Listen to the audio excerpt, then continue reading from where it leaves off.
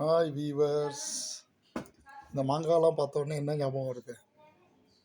நம்ம ஸ்கூல் ஏஜில் இந்த சம்மர் ஹாலிடேயில் என்ன பண்ணுவோம்னா, இந்த மாதிரி மாங்காவெல்லாம் வச்சு கட் பண்ணி இந்த மாதிரி ஒரு கொட்டாங்குச்சியில் மாங்காய் வறுவல் பண்ணுவோம். ஞாபகம் இருக்கா? ஸோ இங்கே பாருங்கள், இந்த கொட்டாங்குச்சி இதில்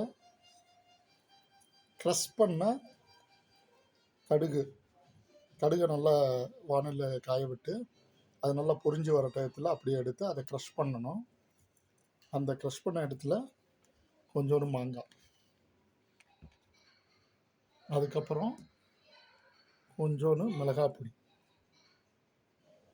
சில பேர் மிளகாய் பொடி அதிகமாக வேணும்னு சொல்லுவாங்க, சில பேர் கம்மியாக வேணும்னு சொல்லுவாங்க. அதுக்கு ஏற்ற மாதிரி மிளகாய் பொடி போட்டுட்டு கொஞ்சோண்டு ஒரு பிஞ்சு சால்ட்டு போடணும். ஸோ சால்ட்டு போட்டுட்டோம்னா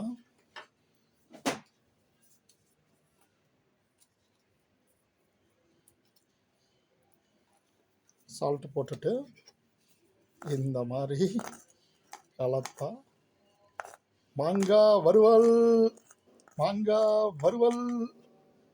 சூப்பராக இருக்கும். டேஸ்ட் பண்ணி பாருங்கள்.